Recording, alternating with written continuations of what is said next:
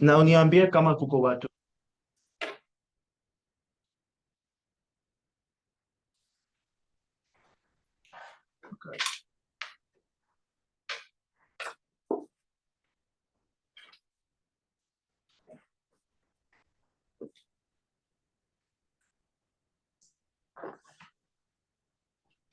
Thank you everyone for joining me. So let me know if you guys can hear me. So basically, today, You're set. Please let us know. so basically today I'm going to be presenting my final project for directed study, directed study. It's an effort to obtain my minor for African languages and literature. My professor is Professor Mari, Yango professor ni Professor Mari. So I might be switching in between Swahili and English every now and then. But I appreciate you guys for being here, as well as I appreciate the live panel as well. The live panel is we have Friends of Congo, we have Asakulu Songolo, and we also have Echatabo Songolo, and they're going to be giving us a brief introduction a little bit after. Um,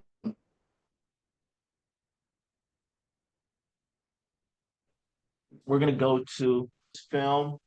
It's about a 15-minute documentary. And so just some questions before you watch the film is Mawazo Gani inakuja juu ya Congo. What are your thoughts on which come to mind, initial thoughts on which come to mind about Congo? What do you think about when you hear Congo? Have you heard about it? Um, any or even any questions that you may have. The second question, swali ya pili ni wao wanafikiri vita hapo Congo ilisababisha kujua nini. So basically, why did what were some reasons which you believe the war in Congo occurred, or what's going on within the conflict, and what do you believe is going on? And then another one in which I'd like you guys to think about is watu ngapi umewahi kusoma kitabu au kuangalia video au filamu ya maoni ya Wakongo mwenyewe. So which videos, which writings, which books or films have you watched and which are created by Congolese people themselves or feature Congolese people talking on the Congolese experience, which is extremely important. And we're also going to have the live panel touch on that as well as their experiences. I'll give you guys a little bit, and then we're just going to begin the film, which is 15 minutes.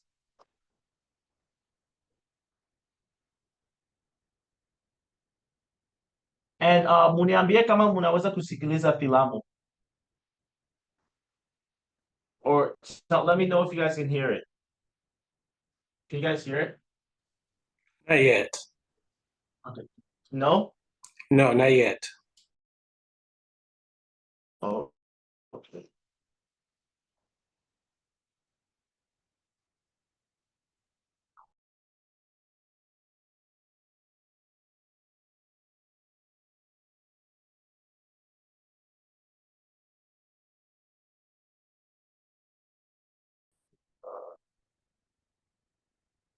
Oh, I see. 7,000 dead. What about now? What about now?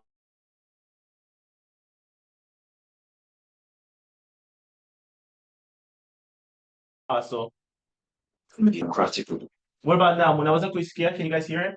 Good? Okay. We'll just start and we'll watch it.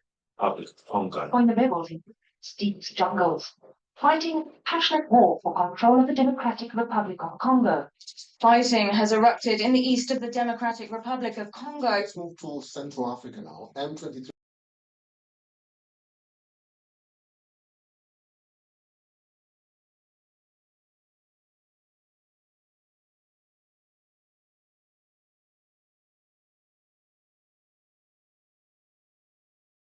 You guys can still hear it if I'm muted, right?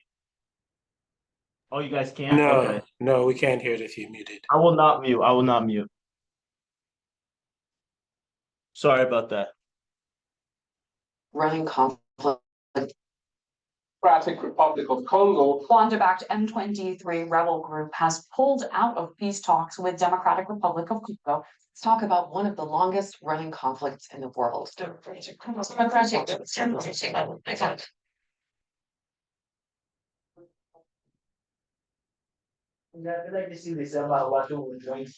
wengi watu kule kule sauna za Kwa jina langu naitwa Justin, Mashite Justin, natoka Kongo, mimi niko Mkongomani, natoka Kongo mwingine ya Bahara, kabila ya Wagembe. Nasikia wazalendo kabila zetu zile parts tunako kabisa mwingine ya Bahara.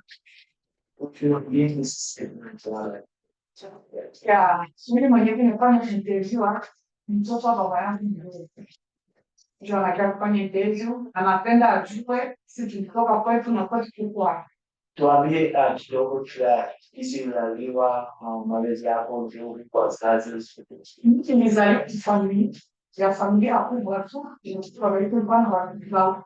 Sio Mkongomani, majority sio Afrika wanaume wote wa mama watatu.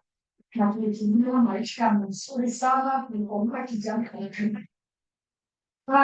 Nilikomboa yani Afrika tu watu wengi wanapenda sana. Tunapata wanajua mchoa kuanza mzao wa kwanza kwa hiyo tunakuwa tunajua kwa kutoka kwenye mambo ya mzao wa yako ndio yake ya babu yako tunajuana. Na tulikuwa huko pia hizo tuliingia Afrika.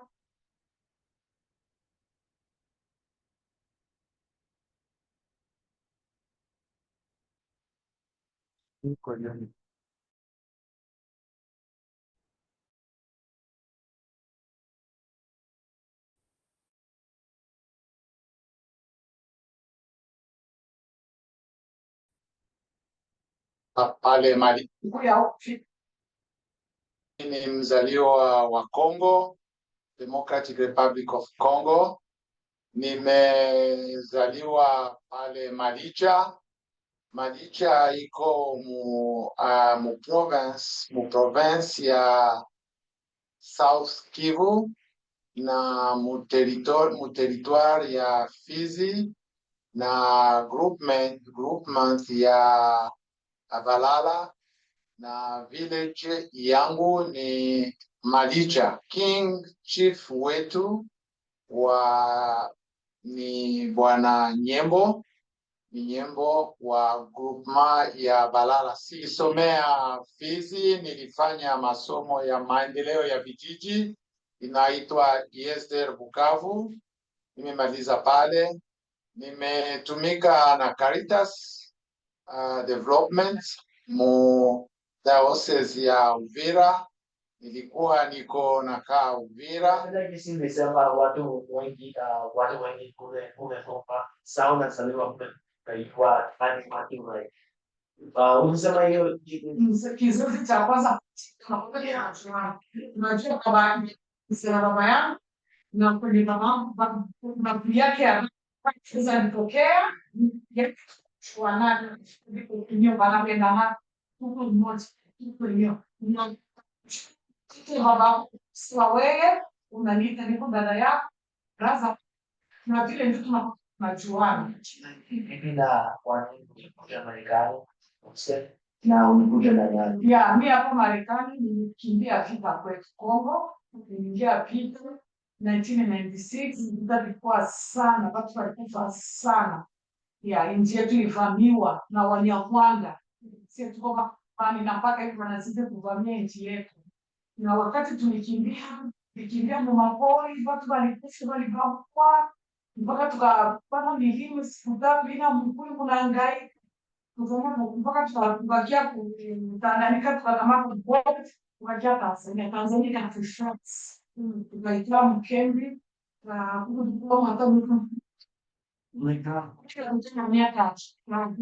Wakati vita ilikuja, vita ilianza ya Rwanda, tulipokea wakimbizi. Nilikuwa natumika na wakimbizi kutoka Rwanda na Burundi. Nilikuwa na supervise camp kama 5. Sasa wakati vita ilianza, tukakimbia mimi na bibi yangu. Wakati huo nilikuwa sijawa na mtoto.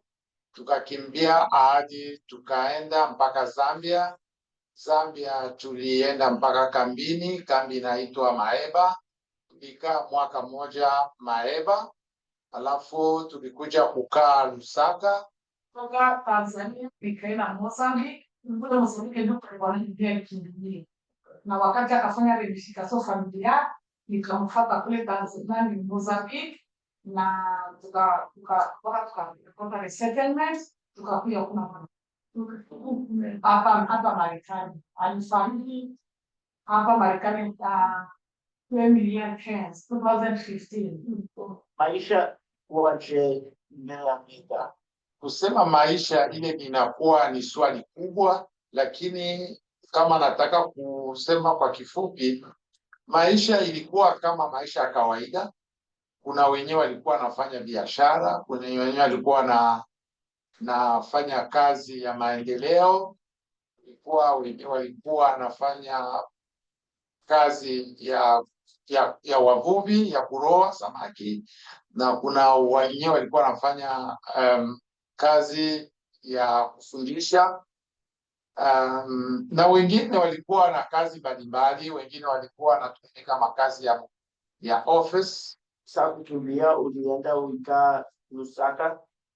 Nilikimbia, nilikuwa sina nafasi ya kuchagua, lakini nilifika Zambia kwa kuwa mwenyewe anakimbia hana nafasi anachagua, mwenyewe anafika ndo huko anakaa.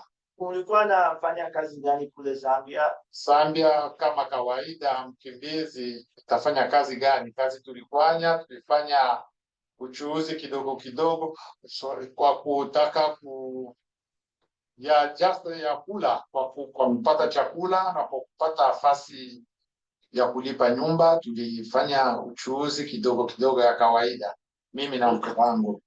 Kule Zambia ulikaa miaka ngapi? Zambia tulikaa miaka 7 mbele tupate resettlement ya kuja Marekani. Umeona nini inakuwa urahisi huku na nini inakuwa ya urahisi huku nje ya Marekani, kwa sababu nitasemea nje ya Marekani, naishi kwa nje ya Marekani. Ukikuja kwetu na unaheshimia sheria za Marekani, utaishi vizuri. Ukiheshimia sheria ya Marekani, ukifuata kila chochote cha Marekani, utaishi vizuri.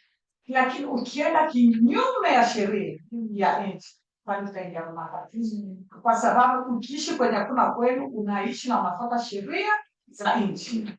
Usiende kinyume na sheria. Na mpaka hivi niko miaka 20 nafuata sheria ya nchi, na nilishakuwa Marekani na ninatii sheria za Marekani. Najua kwamba uhamiaji sio rahisi.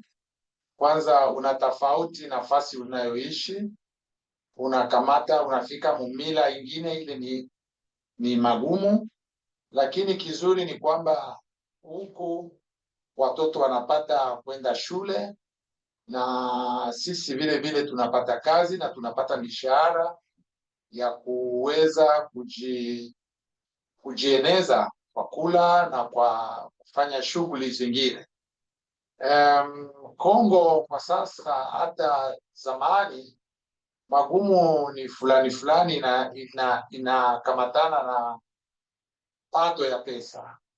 Watu wanapata pesa kidogo sasa, na gharama inakuwa nyingi, hapo wanakuwa hawawezi kujibeba. Kaweza eleza kwa watu wenye hawajui kwa nini unasema vita yenyewe ilianza na Rwanda? Rwanda wanaingia kwa nchi yetu kwa kukamata utajiri wa nchi yetu, kwa sababu nchi yetu ilikuwa ni ya tatu kama ya pili Afrika nzima, na iko utajiri ni nchi ya pili kwa gold, kama diamond, kama ivoire sipenda sema nini, diamond iko ile dhahabu, na utajiri ya mingi katika nchi ya Kongo. Sisi tuko mingi katika nchi ya Kongo. Wale wahasi, wale wana kuvamia nchi yetu, na sasa kule kuvamia nchi yetu kwa yote miaka kuanza 1996 vurugu ilitoka Rwanda baada ya Habyarimana aliyekuwa president wa Rwanda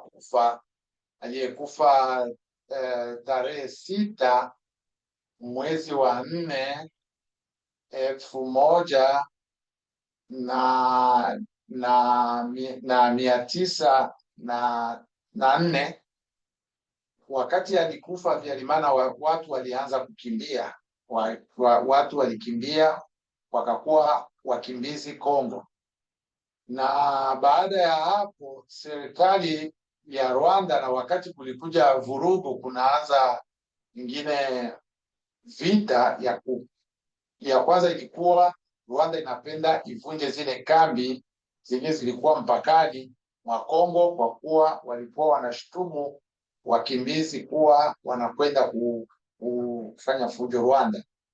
Lakini chenye ilikuwa ni mpango yenye haikukuwa ile, na wakati walikuja zaidi, watu waliyekuwa wanatumika na mashirika walikuwa ni watu walikuwa wanatafutwa, kwa kuwa kwanza hali ilikuwa mbaya, na wale watu walikuwa wanajua jinsi walikuwa wanatumika na wale wakimbizi. Alafu ile ndio ilituma tulikimbia, kwa kuwa tulikuwa tunahofia maisha kuuawa, ndio maana tulikimbia. Unawaza kwa jua nini watu hawajui juu ya hii vita? Naweza sema sasa vile naweza sema viko complete, kwa sababu nchi ya Kongo inaingia miaka na inakufa bado.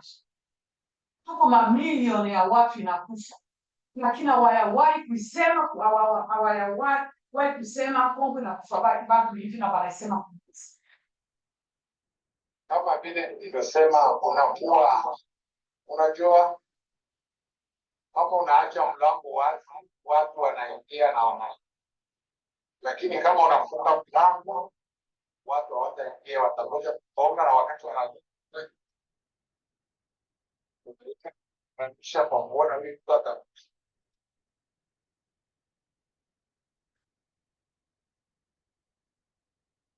watu wanayekuwa serikalini hawana vision, hawajui chenye wanapaswa kufanya kwa kuchunga nchi au kwa kuchunga mali na watu. Wamepata vyeo au wamepata vyeo kwa njia ya marufuku, yaani corruption. Sasa wale watu wanatumia pia corruption, hawao wakati wa kutumia watu wanajua chenye wamecheza inakuwa naonekana kama watu hawana nchi. Kuna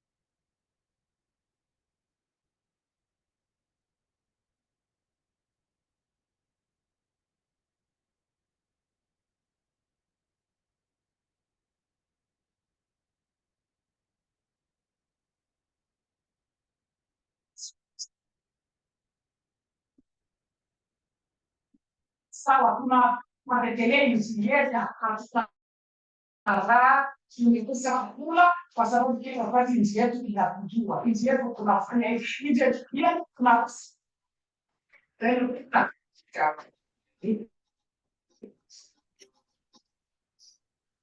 Asante sana kwa watu wote wenye watu. I want to say thank you to everyone. I want to say thank you all to watch. Let's do it be creative. To continue to amplify Queen's voices in the situation which is affecting us.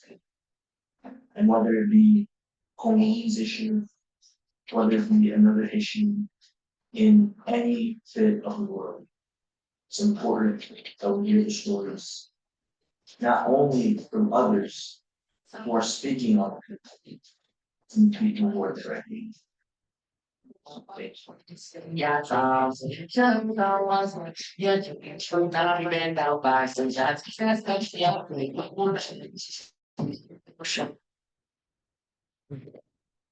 Okay.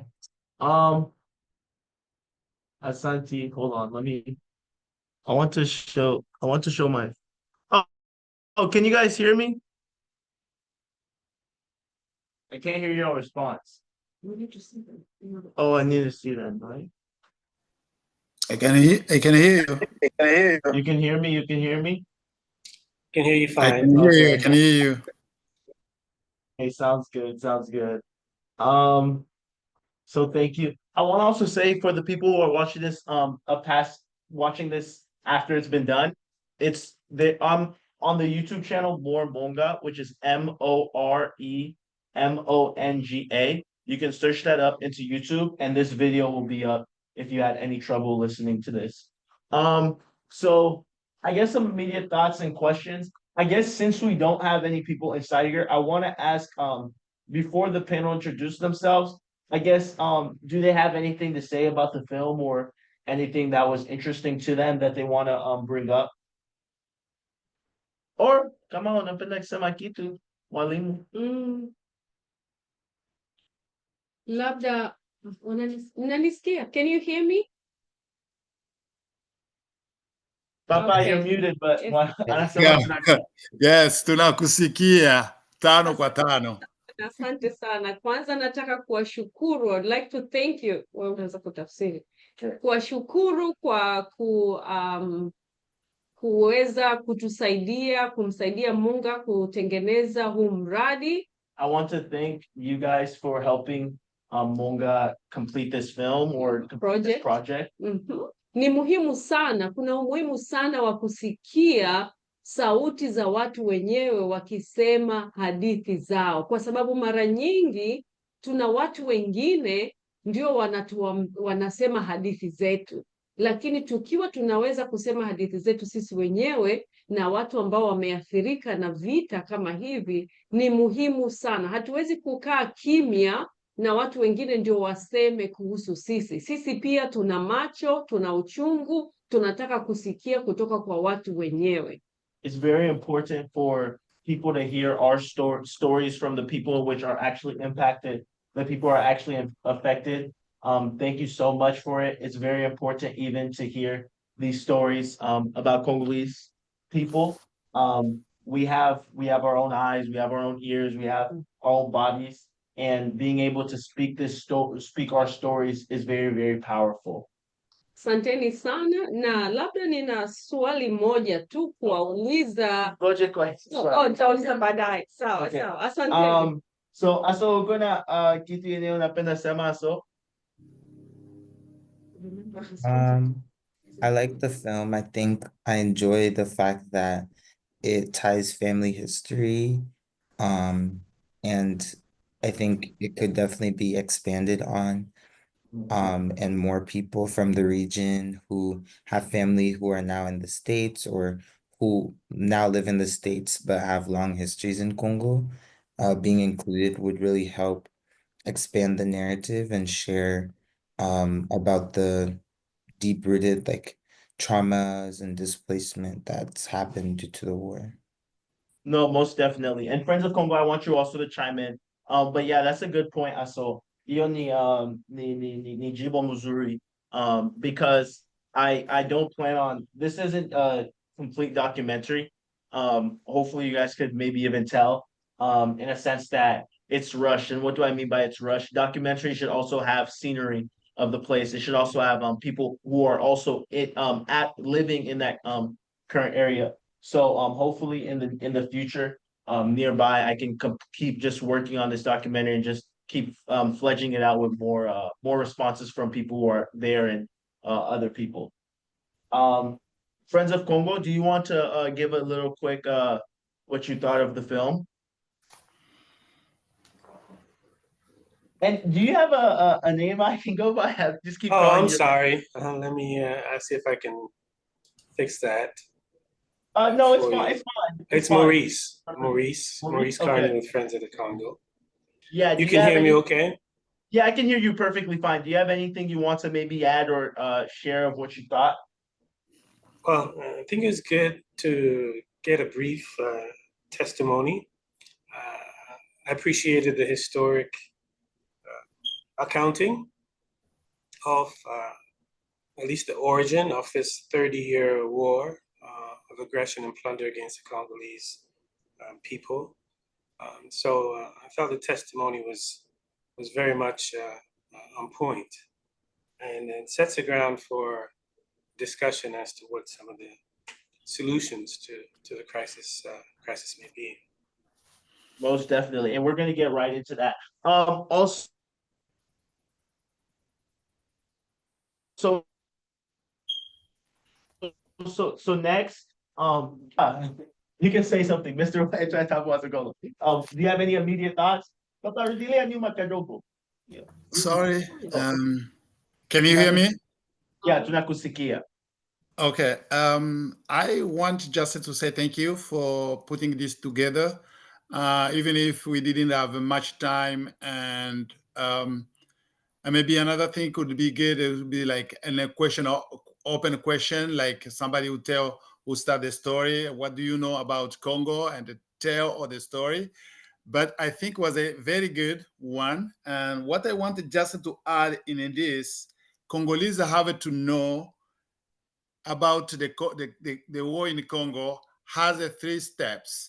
There is what we can call the sponsors, and who we can also call subcontractors and executors. So if we can put this in a concrete way, the sponsors are those we call international community, and we can number them just quickly, but I don't want to go in those details. The subcontract is those African countries who are just dominating Congo. They want just to go and just get what they want. So the executors are even the government of Kinshasa. Among them, they are just executors. They are doing what they have been told to do. So I think if Congo want to stand up, people have to know those things. Is the government protect us or is not protecting us? Because in international relation, it's just a power. If you don't have a power, you'll be just put in the in down. So yeah, thank you for putting this together. Yeah. Well, thank you guys for being here. Thank you for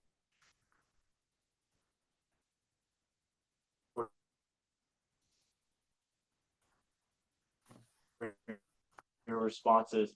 It's going to be very, it's not presenting right now. We present it. And so as you guys speak, just keep that in mind so other people, when they do come back to this and they do come back to learn more about it, they get everything that they need to.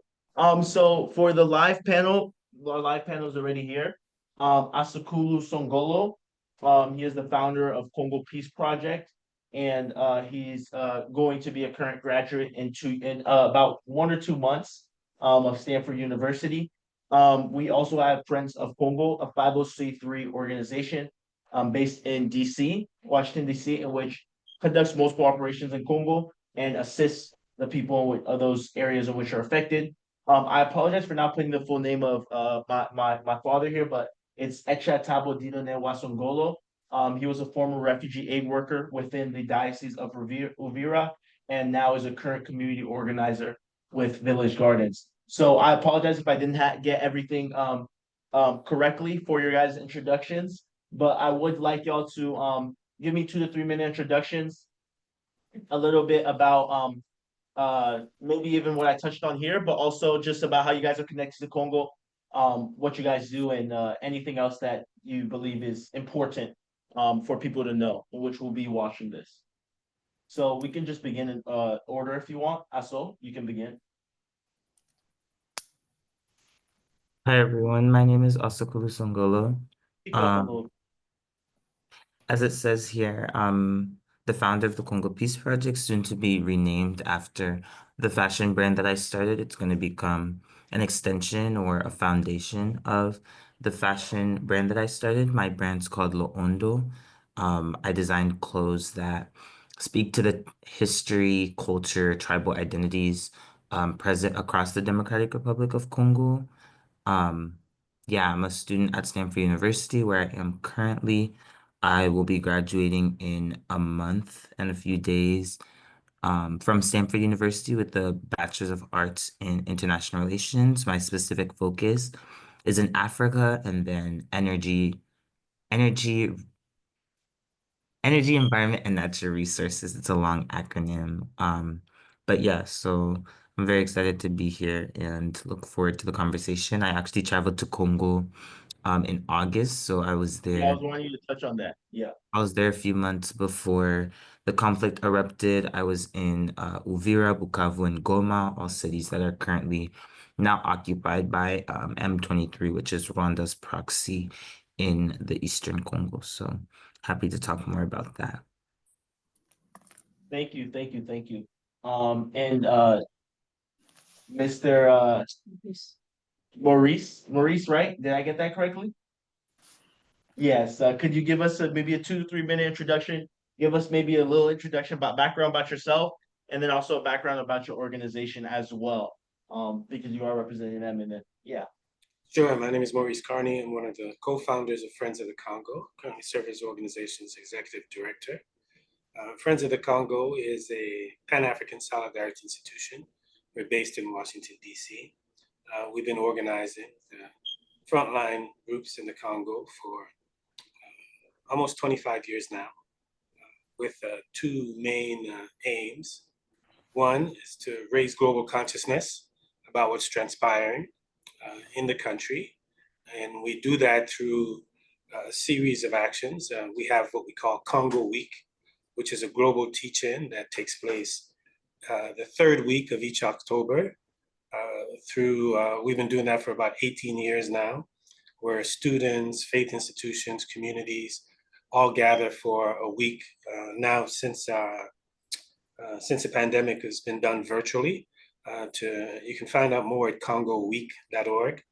So that's one of our major awareness raising efforts. And then we follow Congo Week with what we call the Breaking the Silence Speakers Tour, which kicks off on February 1st each year and runs through July 2nd. And that's when we tour the United States, Canada, sometimes Europe, Africa, Latin America, to organize and be a part of teach-ins to educate people about what's happening in the Congo. And then finally, we provide support to local institutions, those that are on the front lines, talking about the front lines of the conflict in the east of the country, the front lines of the rainforest in the north of the country, front lines of the mining areas in the south, and of course, in the front lines of the west in Kinshasa. So all four corners of the Congo, we provide support to those frontline institutions, and they are gathered in a coalition called Basanja Coalition. That's BASANDJA, basanja.org. You can learn more about the coalition. So that's the essence of our work: raising consciousness, informing people, educating folks outside the Congo, and mobilizing them to support frontline communities in all four quadrants of the country: the north, the south, the east, and the west. Thank you so much. And you didn't really touch a little bit, give us a little introduction about yourself as well. I'm a Jamaican native. Grew up in Canada, studied in the U.S., lived in Africa, and been in Washington for some time, working with Congressional Black Caucus, research institution here in the city called Joint Center for Political and Economic Studies. Also worked with Reverend Jesse Jackson as well, but studied at a number of universities, and Howard University was the last where I was pursuing a PhD. I need to go back and finish it. Had a focus in political science and comparative politics with a focus on Africa overall. Thank you, thank you. And Papa, or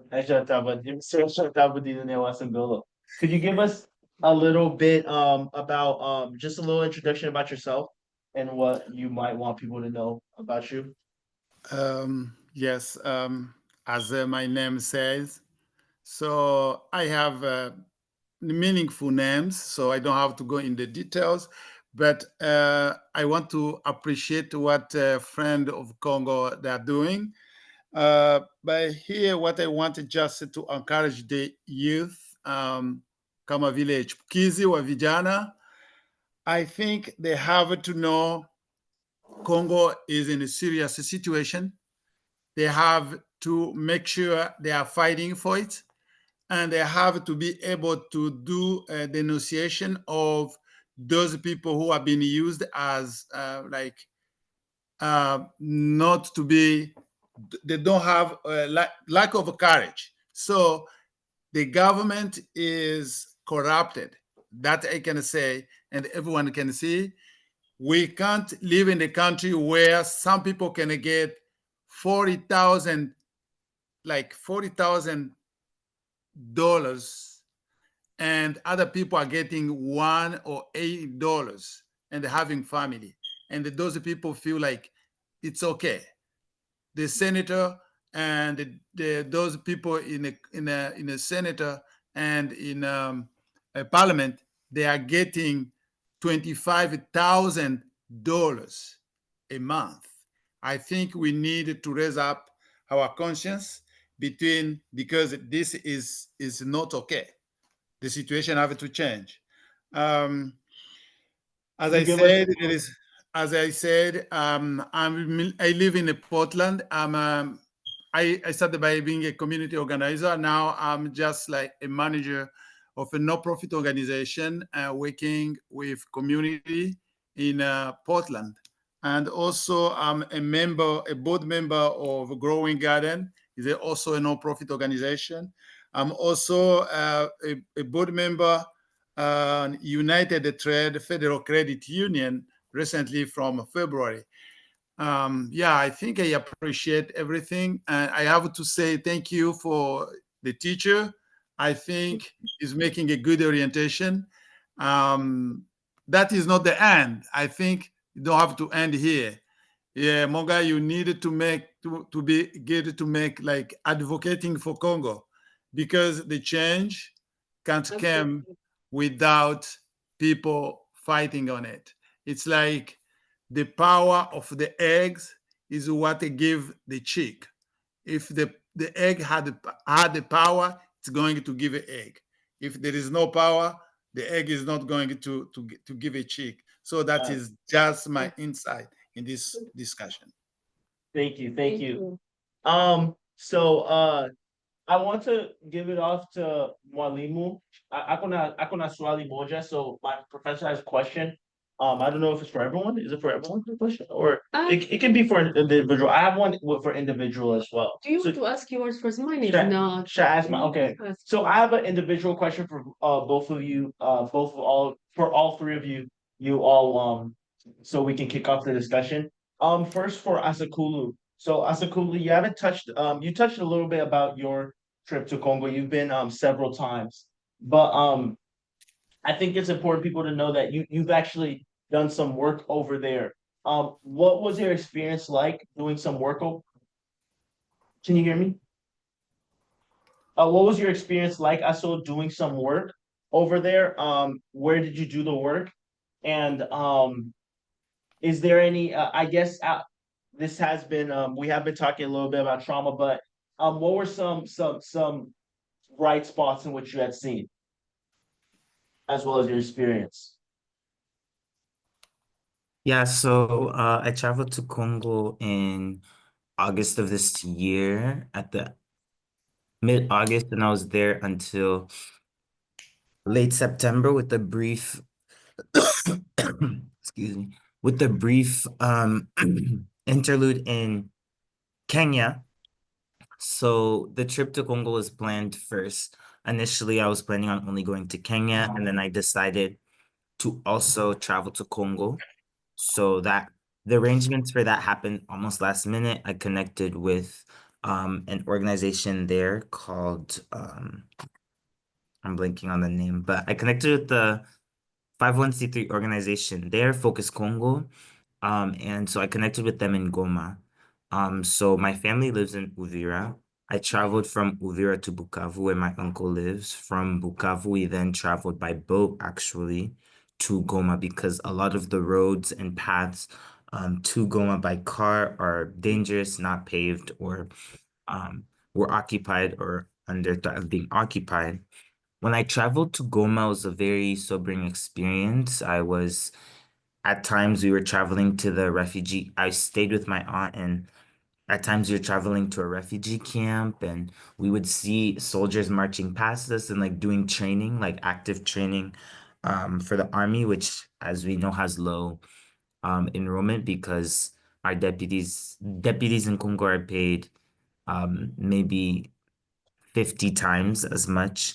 Um, Maybe 100 times as much as the average soldier. So I think most soldiers make maybe no more than $100, and our deputies are making 25,000. And I think that may be per month. I'm not sure, maybe even over the year. So I think traveling to Congo is interesting. I think the Congolese people, specifically displaced people, because a lot of the people in these camps are internally displaced. So different from the experience of my dad at Chadabo, because he was a refugee aid worker. So he was working with people who had left their country. These are people who are still in their country, but are not necessarily in the country where their family lives, are not necessarily in the area where their family lives. So being internally displaced has its own psychological effects, right? Because I spoke to the kids and I spoke to the elders and I spoke to the parents, so getting a broad range of generations, and everyone just continues to echo this idea of just wanting peace, just wanting to be able to go back to their home, right? They're like, just have them make a deal, give us peace. So I think this is interesting, and you observe this often because there's so many challenges in these camps. Mind you, these camps are everywhere.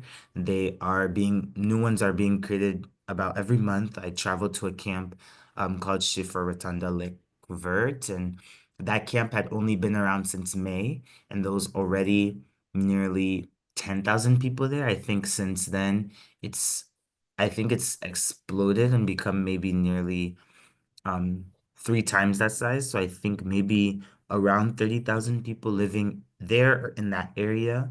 And mind you, this area is very difficult to assess, very inaccessible, and it's also created on a plain. So the plain is overlooking a large lake, and so it's also relatively dangerous. And not to go on for too long, but it's hard when you face these realities firsthand to then ignore them, because you have people who are eternally displaced as families, but then a lot of times you have children and youth who are internally displaced and don't know how to return back home, don't know if it's safe, don't know if they will return home to their families alive or dead. Some who ran while their parents or siblings were being killed, some who went to school or went to the stream to fetch water and came back and found their families not there, having found their families had already fled. So you have many situations of broken families, and I think if this conflict is not solved within the next decade, and even if it is solved within the next decade, we'll have generations of broken families and trauma that needs to be resolved. So yeah, I think when you're actually there and you experience the reality, it's hard to look away. Thank you, thank you. Then another question, Mr. Maurice, this question is directed to you. So you said you've been working there for around 25 years or so. I guess I do want to ask, what have you seen change, or what have you seen change? What do you see as sorry, what have you seen change in your 25 years, whether good or bad?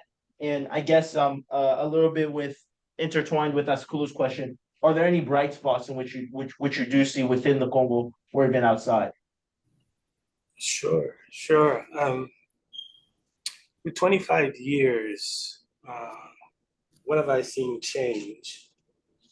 I've seen greater awareness on the outside, where, especially since the end of 2023, uh, with the genocide unfolding in Palestine, we're seeing people who have mobilized around Palestine become more aware of what's happening in the Congo, especially among the younger generation, the Gen Zs and the millennials.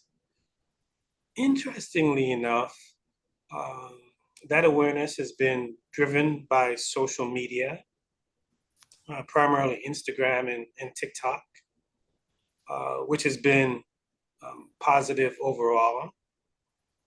I think part of the challenges with the younger generation is that they get their information from mainly Instagram and TikTok. And as a result of that, they have a particular window through which they see the Congo. So for example, we've been working with organizations who are on the front lines, maybe about 24, at least 24 organizations, just in and around Goma, but none of them has a TikTok or an Instagram account.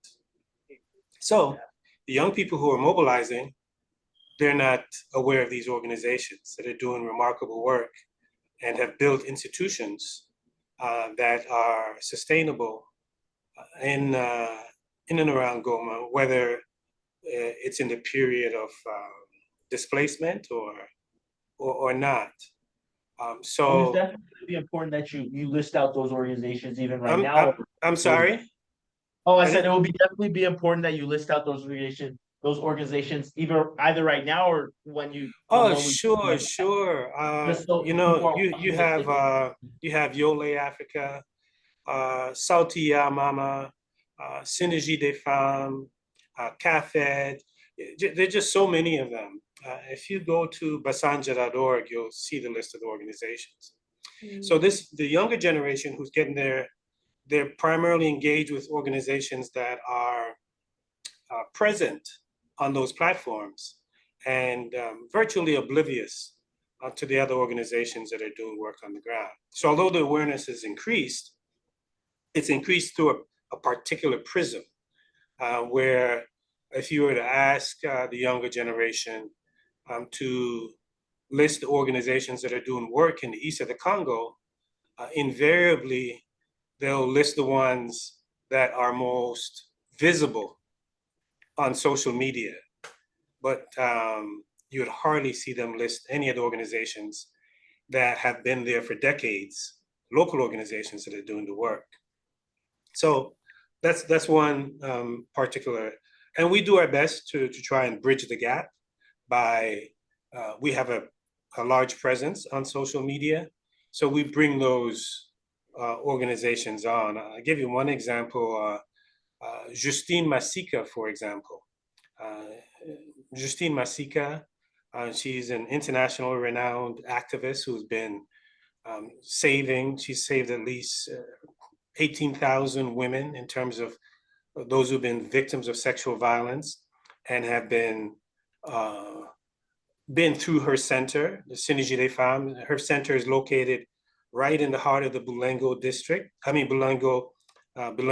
displacement camp. Even though the camp has been dismantled now by the M23 and the Rwandan soldiers, her facility is still very much there. And that's in the camp because it's an institution that she's developed over decades.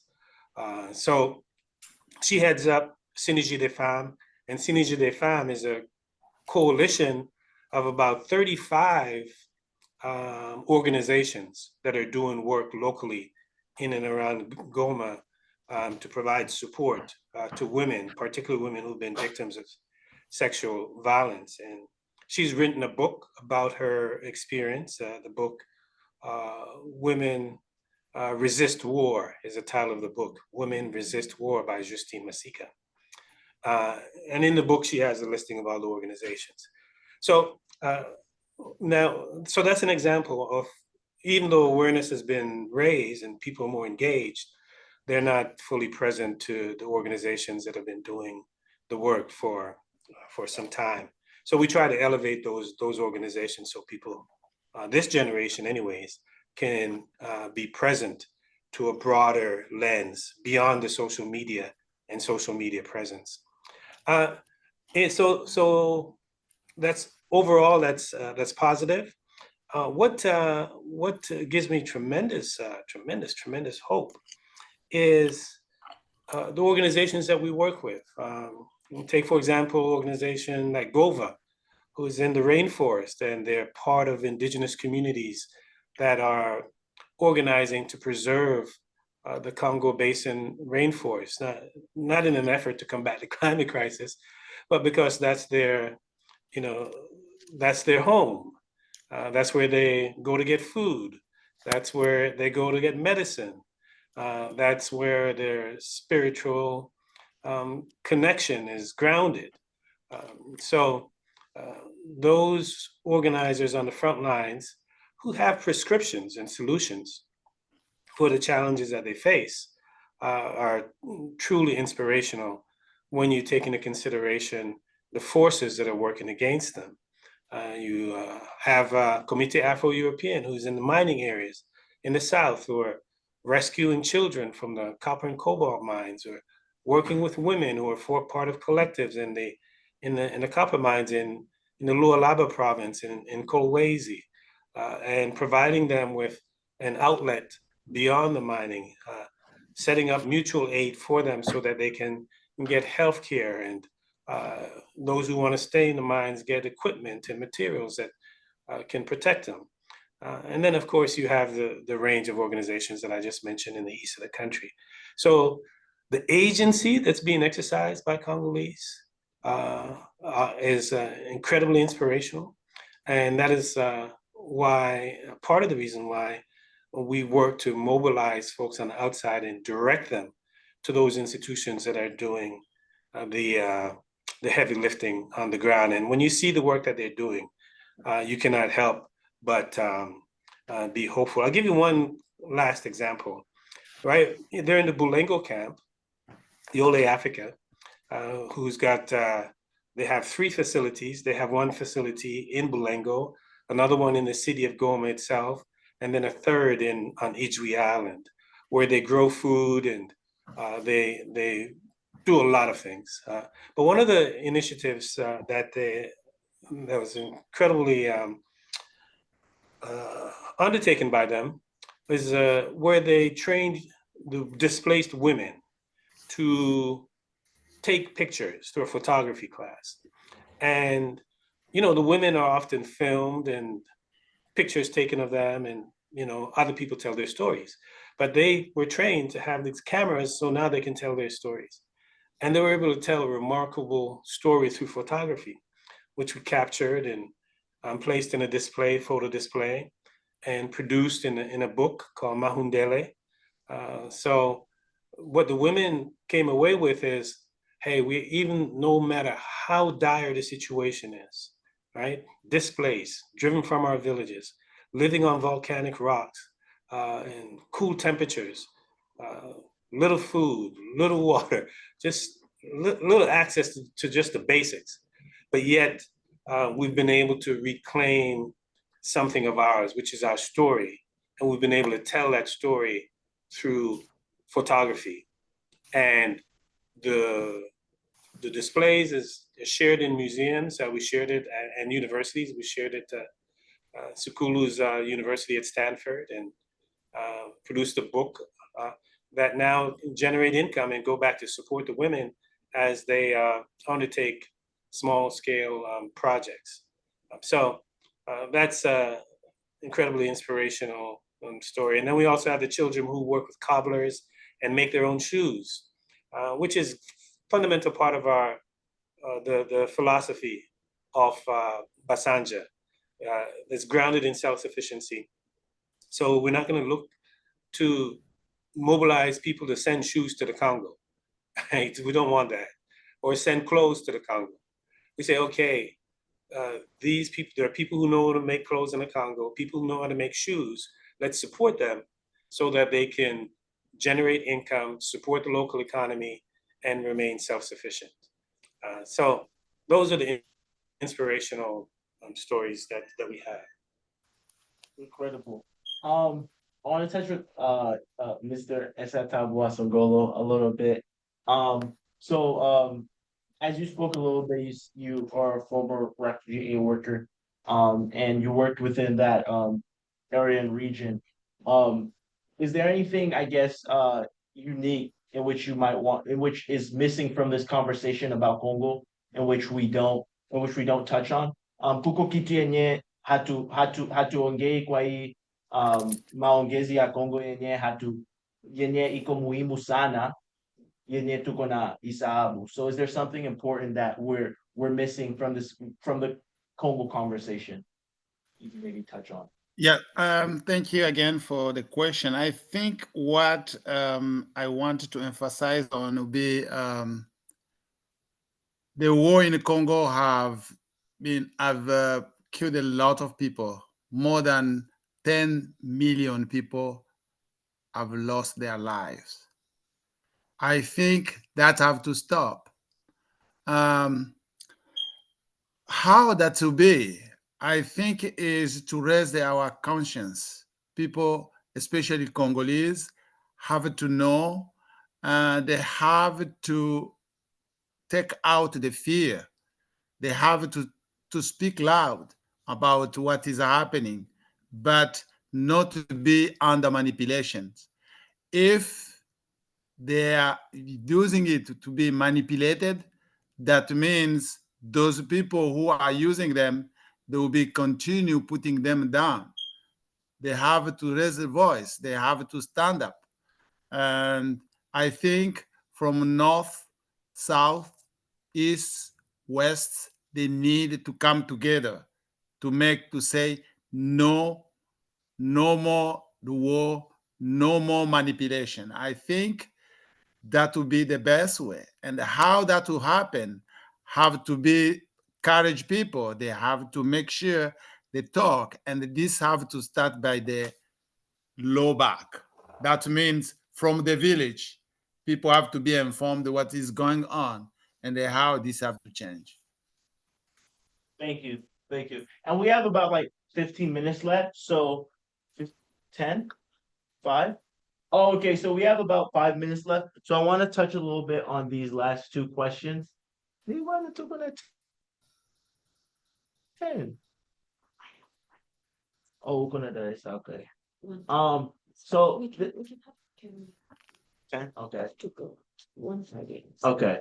So the last two, some questions of which I want each and one of you guys to answer. Hopefully you guys can keep it to 1 to 2 minutes. Just really concise. Ni hatua gani zinazofuata kwa Congo? So what are the next steps for Congo? We'll start with Mr. Maurice, then we'll go to Mr. Mr. Echatabo Dione Wasongolo, and then we'll go to Aso. But nini joy ine Congo inapata kufanya out? What are the next steps in which are important for Congo?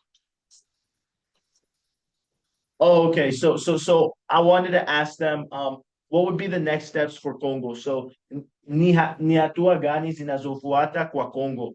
So what would be the next things in which are going to be important? What are the next steps? So we can begin with Mr. Maurice. And hopefully you guys can just keep it to dakika moja au mbili, so 1 or 2 minutes. So in terms of what needs to be done, right? What we can do going forward.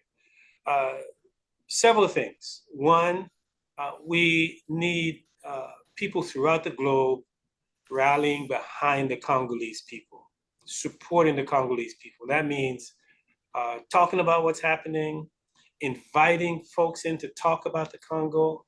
It means putting pressure on their governments. Like in terms of the conflict, the entire world,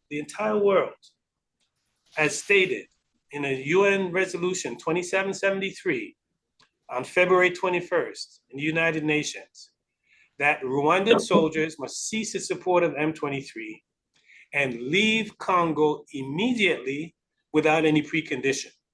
That's what the whole world has said, right? Through the UN Security Council. We're talking about Russia, China, US. So we need people around the world pressuring their governments to implement Resolution 2773. We need people pressuring the sports teams, the Arsenals, Paris Saint-Germain, all those that are supporting the Rwandan government. The top priority is for the occupation to be lifted. And we believe we can be successful at doing it because it was done in 2012 when Rwanda captured Goma, and the European Union and the United States, they withheld tens of millions of dollars from the Rwandan government because of that aggression. So that has to deal with the conflict, right? And we believe that's achievable if people around the world pressure their governments, call on the governments to implement Resolution 2773. Now, at the same time, there's a long-term issue at stake, and the institutions locally are weak compared to the state. So we need to mobilize support for local institutions, those that are on the front lines. And we encourage people to go to Free Congo, freecongo.org, if they want to support local institutions that are organizing to bring about long-lasting change in the country. freecongo.org. Thank you, Asante. Next, Papa, unaweza Mr. Achetabudia wa Songolo, unaweza eleza kidogo yenye Congo inapasha kufanya, and you probably have a great perspective because you formerly worked there in those regions. So keep it maybe 1 to 2 minutes, really brief. I think I can start to say no one will help Congo effectively if the Congolese, they are not helping themselves by them. So everything have to start by Congolese. As Patrice Emery Lumumba said, the change for Congo or the development of Congo is not going to come to the north, to the south, Europe, have to start by Congolese themselves. If there is, people have to change, have to come in internal. So the internal will make sure they know where things are coming. As I said again, in this war in Congo, there is a sponsors, there is a contractors, and there is executors. So those people are concrete is known. There is something like what we call report mapping. In French, we say rapport mapping. What is there? If Congolese is responsible to change the situation, this report should be come up, and there should be instauration of Congo tribunal. So those people have committed bad things should be judged, should be there to say why they did those things, because there is something behind that manipulation, and use that situation to make sure those I'm telling you, I can say the government is not helping Congolese people. No, because the government is just destroying the people.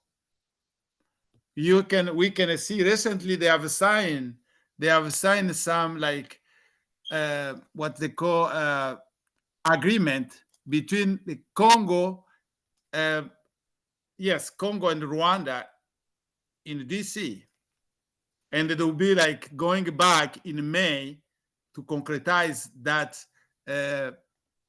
what they have starting signing. So, and the Congo people, they don't know. The parliament, the senator are not, they don't know what is going on. I think things should be known by Congolese to be more transparency. There is no transparency. The government never been transparent with the people of Congo. That is one thing. And Baba, keep this next point 30 seconds. Yeah. Try and keep 30 seconds for this next And point. another thing is, I think we needed to read some, there is some author, good author. There is like Patrick Mbeko, is living in Canada. He have wrote a lot of book about Congo and is doing good job. There is also Charles Onana, who have wrote a book about Holocaust of Congo. That is also another book. There is a lot of things we can discover in those books. But reading also is going to make Congo in a good shape and the people who know about Congo.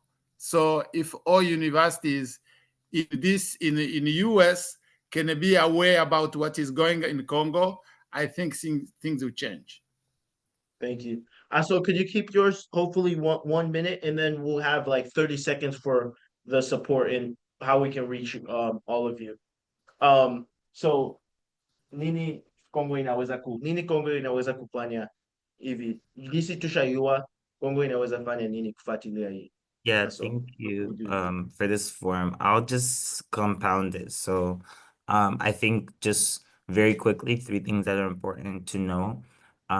By 2050, Africa's population will be the youngest population in the world. And so this conflict is disastrous. Congo has so many natural resources, but so many people live under a dollar a day. So it's important for us to resolve this conflict, and as my co-panelists have said, resolve it with the Congolese people in mind. The solution should not come from Kinshasa. The solutions should come from the eastern part of the Congo affected by the war to Kinshasa. Namely, that isn't happening because our government is corrupt, but I believe with the mobilization of the people and with on the ground efforts, we can send a strong message to the central government and be able to shift the regime there. As we know, Congo's elections are fraught with corruption. The next point will be, this can even be my last point. I think we need to understand these issues as interconnected. Today I'm wearing denim. Today's Denim Day, which is raising awareness for victims of sexual violence. Sexual violence is used as a weapon of war in the Congo. And so when we understand this, and then we also understand that in the Israel-Palestine conflict, Dan Gertler, who's the main funder for the Israeli government, is also gaining his wealth from the Congo. So we have all these people who have their claws in the Congo, who are gaining funding from the Congo, namely Hillary Clinton, multiple other people who are benefiting from the suffering of the Congolese people. We need to raise awareness and really push these organizations forward, because it's important for us to lift the veil of silence that's been placed on the Congo, because so many people call it a silent genocide, but it's only silent because we choose not to speak about it. So I think if we choose to speak about it, and if we truly want to change in Congo, then we can be a prosperous nation and we can be a prosperous Africa. I'll end by saying Malcolm X himself said that Patrice Lumumba, who was the first and only democratically elected leader of Congo, says that Patrice Lumumba was the greatest Black man to walk the earth.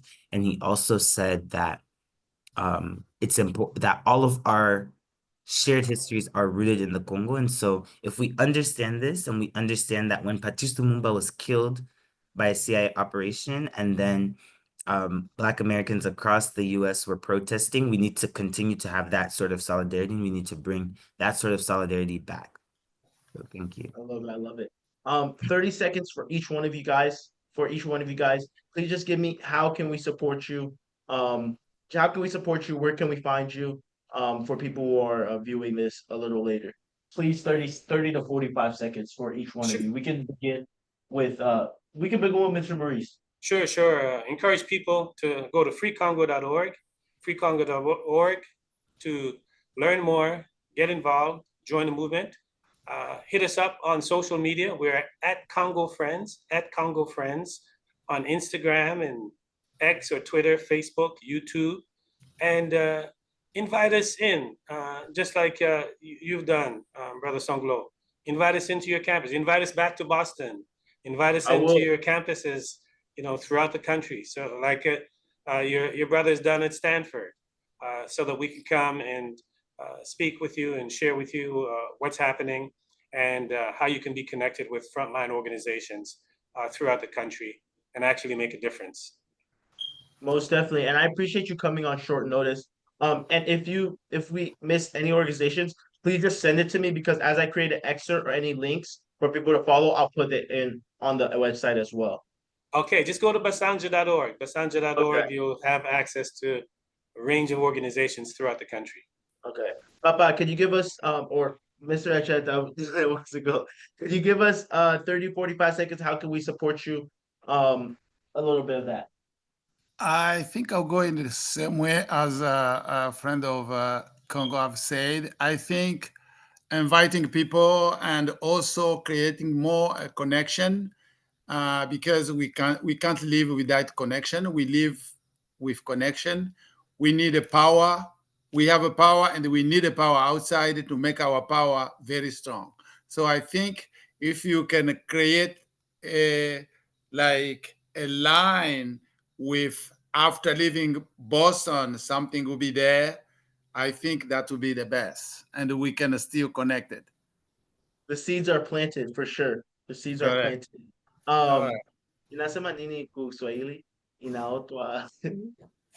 Mbegu imepandwa, imepanda My solo. mbegu. Inapanda bego. Seeds are Yeah. planted. So last thing, 30, 45 seconds. How can we support you? And then we'll be out. Yeah, you can follow me on social media at asukulu, asu.kulu. I also encourage you to follow organizations like at Congo Friends, at Focus Congo, as well as people doing the work on the ground at Denis Mukwege as well.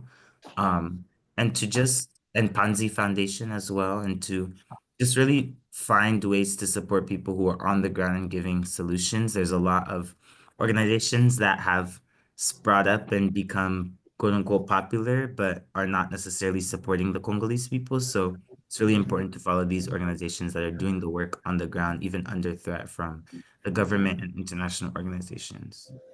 And lastly, I want you guys to also follow Luundo, Luundo.